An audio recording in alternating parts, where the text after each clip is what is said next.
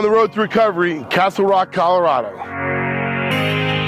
Live from Millville, New Jersey, I'm on the road to recovery. We're on the road to recovery in Morgantown, West Virginia at Mountaineer Field. And live in Scranton, Pennsylvania, I'm on the road to recovery. Here I am on the road to recovery from Berlin, Maryland. Hey, from Caseville, Michigan, I'm on the road to recovery. I'm on the road to recovery at Ann Arbor, University of Michigan.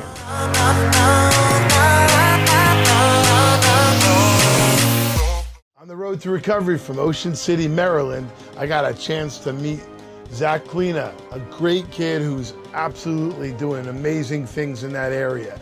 The entire Maryland region, Ocean City, Salisbury, that whole area is really being devastated by addiction, as is everywhere in the country. But Zach has taken it upon himself to make a big difference in the lives of other people by getting into sober living, opening up a sober living house down in that Ocean City, Maryland area. I was inspired by him and was looking forward to sharing this story with you.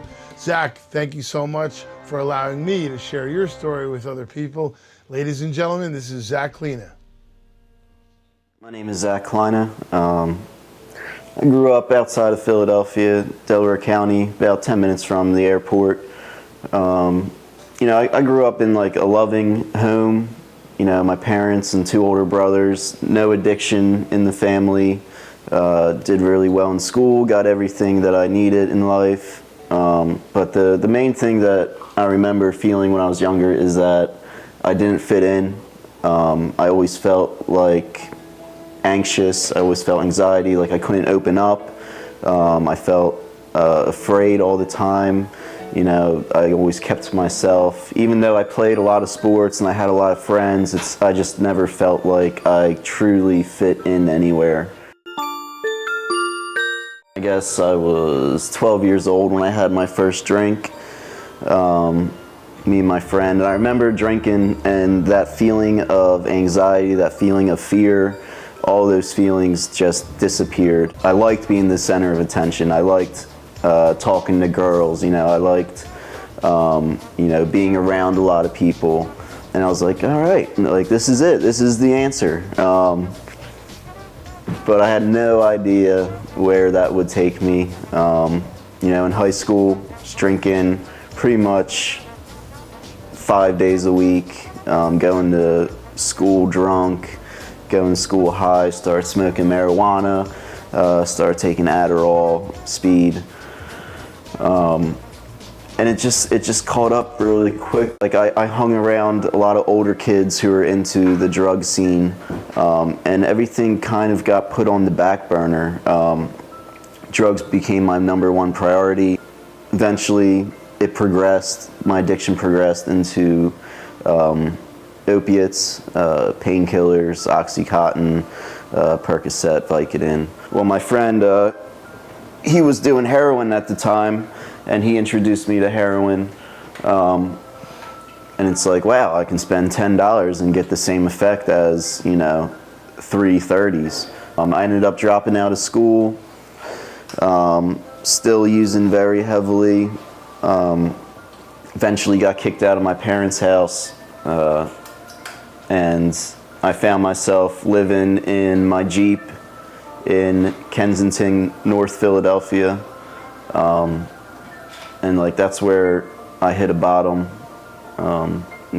homeless, selling needles for $1 a piece just to get my next fix, robbing, stealing, and it brought me down to a place where I couldn't imagine going. And eventually I hit that bottom. Something had to change. So I moved here to Worcester County, Ocean City, Maryland, and I started over. I started to, detox. I got really sick, but I just kept pushing forward. I started attending 12-step meetings, got involved with that, and like after day, like I started able to go out, I started able to work, I started to get my life back slowly but surely. There's a drug epidemic, pandemic, it's all over the world, And like the more we push it on the back burner and the more we ignore it and the stigma, the more young kids are going to die. I think a recovery house would be extremely beneficial because I think one of the biggest weapons to addiction is the recovering addict. Like, being in a recovery house, you're supported by, you know, say 10 people going through the exact thing you're going through, feeling the exact things you're feeling, and you're able to support each other 24/7, 7 days a week. It has a structured environment where you have to make meetings, you have to get a sponsor, you have to get a home group, you know, you have to work. It teaches you responsibility because you're doing chores every night. You have to, you know, get a job and pay your bills. Recovery's great. Like, I have opportunities in my life today that I could never imagine. You know, I was working at a homeless shelter for 4 years.